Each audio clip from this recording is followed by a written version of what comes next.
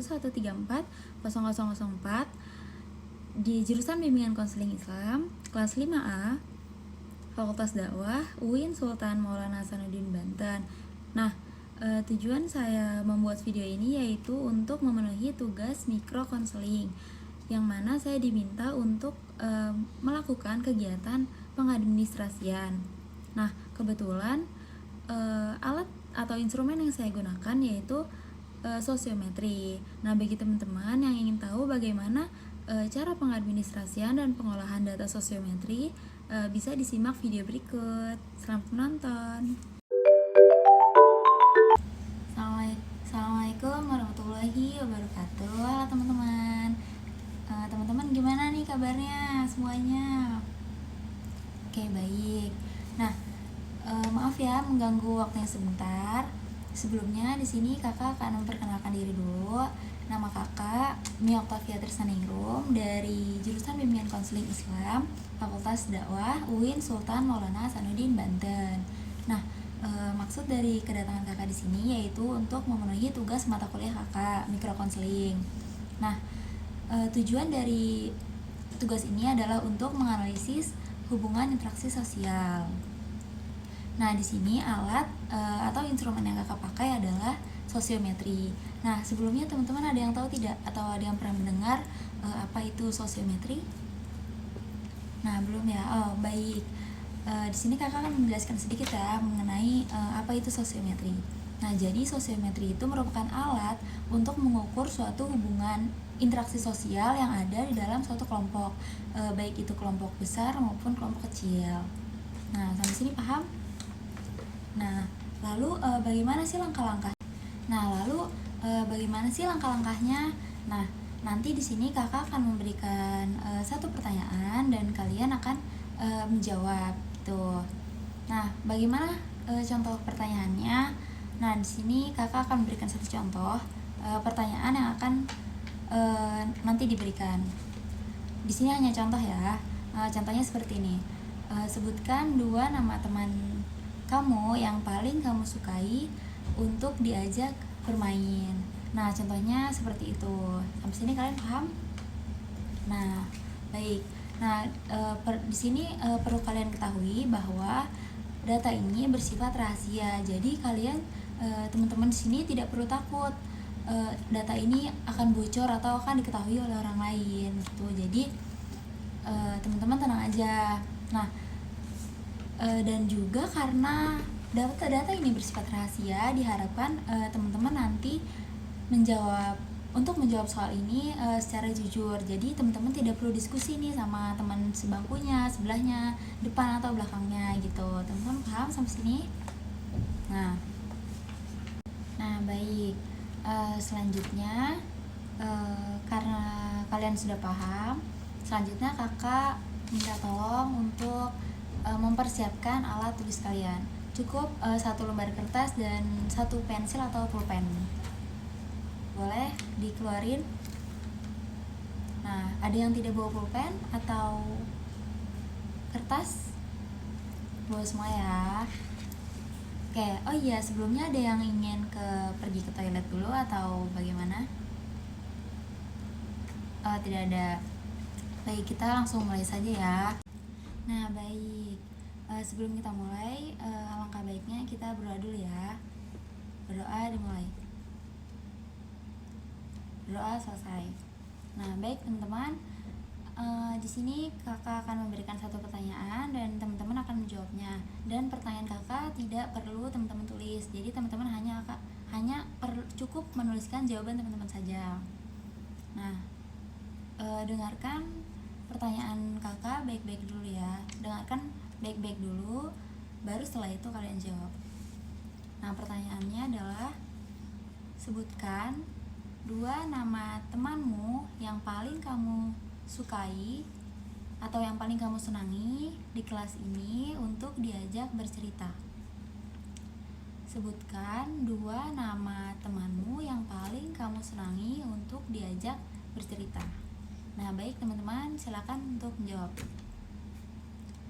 Ya teman-teman, data ini bersifat rahasia, jadi teman-teman tidak perlu khawatir data ini bocor atau takut untuk diketahui orang lain. Jadi diharapkan teman-teman untuk menjawab dengan jujur dan tidak perlu diskusi dengan teman sebelahnya.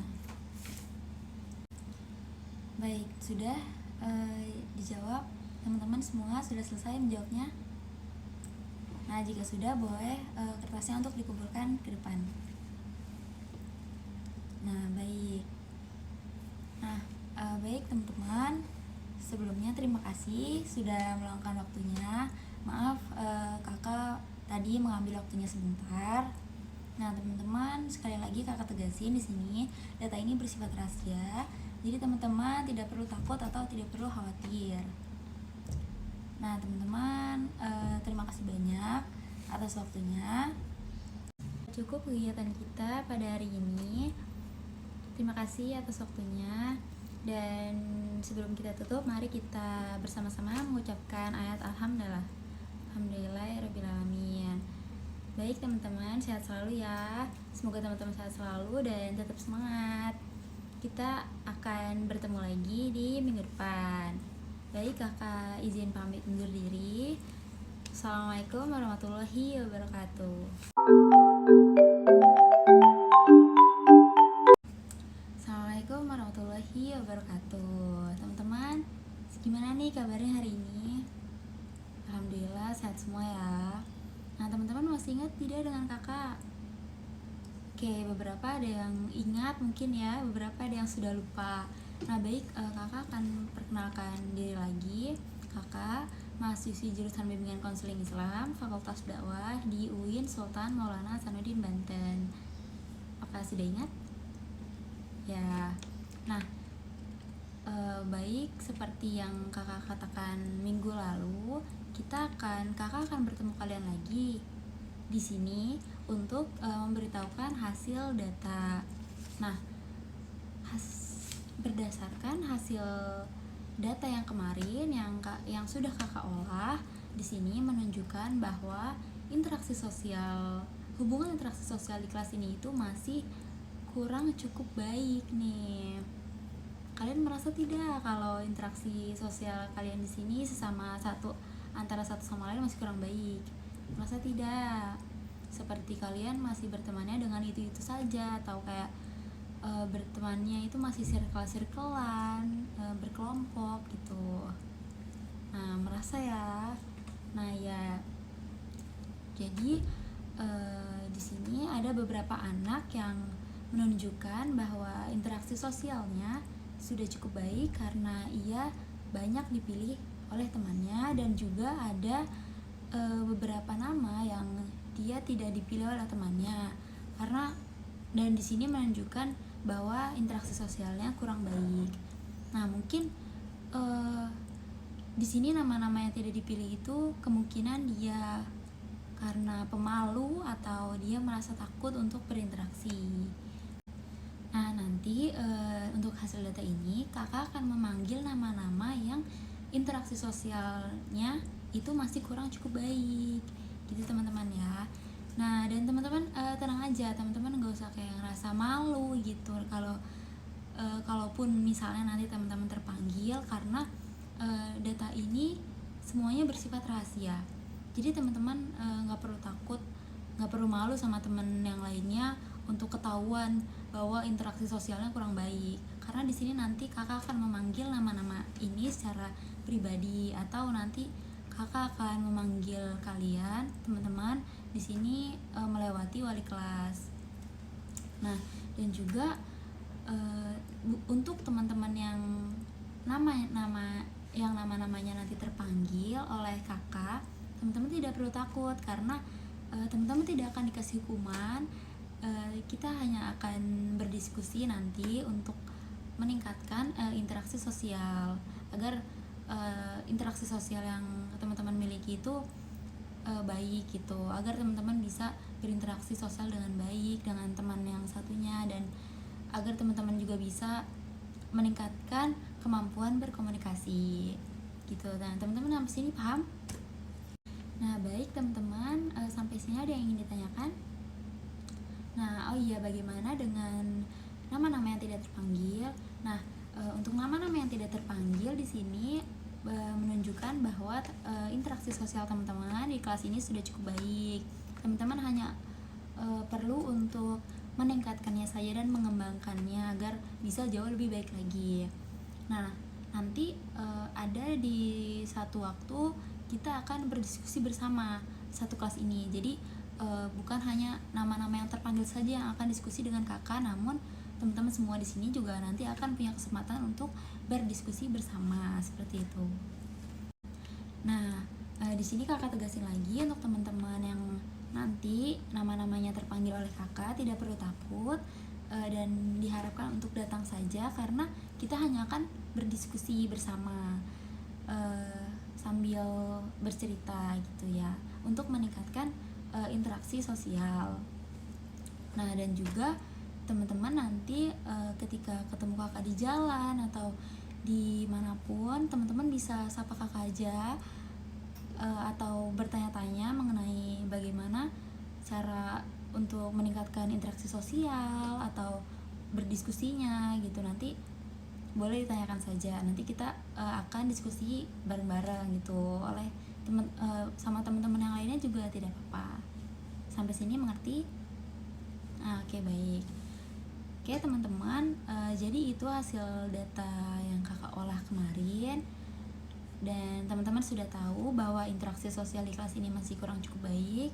Nah, jadi untuk teman-teman yang masih merasa malu untuk mengungkapkan dirinya, untuk malu berbicara sama orang lain, teman-teman nanti boleh datang sendiri atau datang ke kakak pribadi mandiri. Sebelum kakak panggil juga tidak apa-apa jika teman-teman pengen tahu lebih lanjut nih gitu. Oke. Nah, oke teman-teman, terima kasih buat hari ini. Maaf mengambil waktu teman-teman sebentar. Semoga teman-teman sehat selalu ya, dan jangan lupa untuk selalu semangat. Dan juga teman-teman jangan saling mengucilkan teman satu dengan teman yang lainnya, karena di sini kita tinggal di lingkungan yang sama dan bersama-sama gitu. Jadi diharapkan teman-teman untuk saling membantu teman yang satu dan yang lainnya. Paham? Oke, baik teman-teman, sekian dari kakak hari ini. Kakak tutup, kakak pamit undur diri.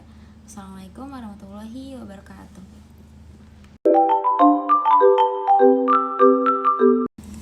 Nah, baik teman-teman, selanjutnya yaitu pengolahan data. Nah, di sini ada hasil data sosiometri yang bisa teman-teman lihat ada di belakang sini. Nah, di sini ini adalah hasil data kemarin. Hasil data yang saya ambil kemarin di kelas 2 Majelis Taklim Al-Fauzan. Nah, di sini saya menggunakan kode angka. Teman-teman bisa jika teman-teman mau menggunakan kode yang lainnya seperti huruf atau gambar itu boleh. Nah, tapi di sini saya menggunakan angka, dan di balik angka-angka ini ada nama santriwan dan santriwati kelas 2 Majelis Taklim Al-Fauzan. Nah, di sini bisa kita lihat yang pertama ada kode inisial, pilihan 1 dan pilihan 2. Nah, di kode inisial ini adalah nama siswa tersebut. Contohnya nomor 1 itu Anita. Tapi bukan berarti nomor 1 ini Anita, ini hanya misal ya, misal. Nah, kode 1 ini misalnya Anita, dia memilih pilihan 1, memilih nama temannya yang saya beri kode angka 2, dan dia memilih pilihan 2-nya yang saya kasih kode angka 10, seperti itu. Nah, begitu juga untuk nama siswa yang memiliki kode nomor 2. Di sini bisa kita lihat ia memilih pilihan pertama nomor 9, dan pilihan keduanya ia memilih nomor 4. Nah, jadi seperti itu teman-teman, sampai seterusnya di nomor 10. Nomor 10 ini dia memilih angka 5, dia memilih kode yang siswa di kode angka 5, dan pilihan 2-nya ia memilih teman yang memiliki kode 8. Nah, di sini seperti yang teman-teman tahu tadi, mengapa saya menggunakan kode, karena kita di sini ada asas kerahasiaan. Jadi kita tidak boleh secara langsung atau secara frontal menampilkan nama-nama siswa tersebut. Seperti itu.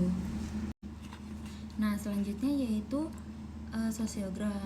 Sosiogram merupakan grafik yang menunjukkan hubungan interaksi individu dalam suatu kelompok dan sekaligus dapat ditemukan pola hubungan sosial individu lainnya. Nah, di dalam sosiogram ini kita bisa melihat gambaran suasana hubungan interaksi sosial dalam suatu kelompok. Nah, bisa kita lihat di sini. Di sini ada note yaitu yang segitiga itu berarti perempuan, dan yang lingkaran warna biru itu berarti laki-laki, dan yang garis warna biru adalah pilihan pertama, dan garis merah muda adalah pilihan kedua. Nah, baik teman-teman, bisa kita lihat di nomor 5 pada sosiogram ini banyak anak yang memilih nomor 5. Ada sekitar 5 anak yang memilih nomor 5. Nah, itu menunjukkan bahwa interaksi sosialnya itu sudah cukup baik. Namun dan ada juga beberapa anak yang dipilih, seperti nomor 8 ada 3 anak yang memilih nomor 8, ada 3 anak yang memilih nomor 4, dan 3 anak yang memiliki nomor 9. Nah, ini menunjukkan bahwa interaksi sosial mereka juga masih cukup baik. Nah, yang selebihnya seperti nomor 6, nomor 1, nomor 2, nomor 10, nomor 3, nomor 7, hanya ada satu anak yang memilih kode tersebut, memilih nomor-nomor tersebut. Nah, ini menunjukkan bahwa interaksi sosial mereka itu masih kurang baik. Begitu. Nah, di sini kita bisa lihat bahwa hasil dari analisis interaksi sosial yang ada di kelas 2 ini masih kurang cukup baik. Mengapa dikatakan masih kurang cukup baik? Karena ada beberapa anak yang dia masih dikatakan terisolasi, seperti itu. Nah, selanjutnya yaitu ada program yang ditawarkan. Nah, yang pertama ada bidang layanan. Nah, bidang layanan ini ada 2. Yang pertama pribadi, dan yang kedua ada sosial. Nah, yang pribadi itu ada 3 rumusan tujuan dan 3 layanan. Yang pertama, rumusan tujuan yang pertama ada konseling mampu berinteraksi dengan baik. Lalu ada tujuan layanannya yaitu untuk mengembangkan kemampuan interaksi. Lalu komponen layanannya, layanan dasar, strategi layanannya itu bimbingan klasikal, sasarannya itu anak kelas 2, dan materinya itu tentang pemahaman cara berinteraksi yang baik, metodenya dengan diskusi, dan medianya yaitu bahan bacaan atau ensiklopedi. Nah, yang kedua ada rumusan tujuannya, konseling memiliki kepercayaan diri. Tujuan layanannya untuk mengembangkan kepercayaan diri. Komponen layanannya layanan dasar, strateginya bimbingan klasikal, sasarannya anak kelas 2. Untuk materinya pemahaman tentang percaya diri, dan di sini metodenya role playing, dan medianya itu naskah drama. Yang ketiga di bidang layanan pribadi ini ada konseling mampu melawan rasa takut dan cemas saat berinteraksi. Nah, di sini tujuan layanannya itu untuk mengentaskan menghilangkan rasa cemas dan rasa takut. Komponen layanannya layanan responsif, dan strategi layanannya konseling individual. Lalu sasarannya itu yaitu untuk siswa atau siswi yang memiliki inisial kodenya 2, 1, dan 6. Lalu materinya yaitu melawan rasa takut, menggunakan metodenya teknik RIBT, dan di sini menggunakan medianya yaitu bersama konselor. Yang selanjutnya yaitu ada dalam bidang layanan sosial. Nah, di sini ada rumusan tujuannya, yaitu konseling memiliki pemahaman tentang interaksi yang baik dan benar. Lalu ada tujuan layanannya, yaitu mampu memahami tentang interaksi sosial, dan komponen layanannya itu layanan dasar, dan strategi layanannya yaitu pelayanan informasi. Untuk kelasnya, untuk ini sasarannya yaitu seluruh santri Majelis Taklim Al-Fauzan. Lalu materinya ada tentang pemahaman tentang cara interaksi yang baik dan benar, dan metodenya itu yaitu membaca informasi. Yang selanjutnya yaitu dalam bidang sosial ini ada konseling mampu bersosialisasi dengan baik. Nah, tujuan layanannya yaitu memiliki kemampuan bersosialisasi. Lalu ada komponen layanannya yaitu layanan dasar, dan strategi layanannya yaitu bimbingan kelompok. Sasarannya yaitu kelas 2. Materinya itu ada tentang cara bersosialisasi yang baik. Metodenya yaitu diskusi, dan medianya yaitu buku bacaan.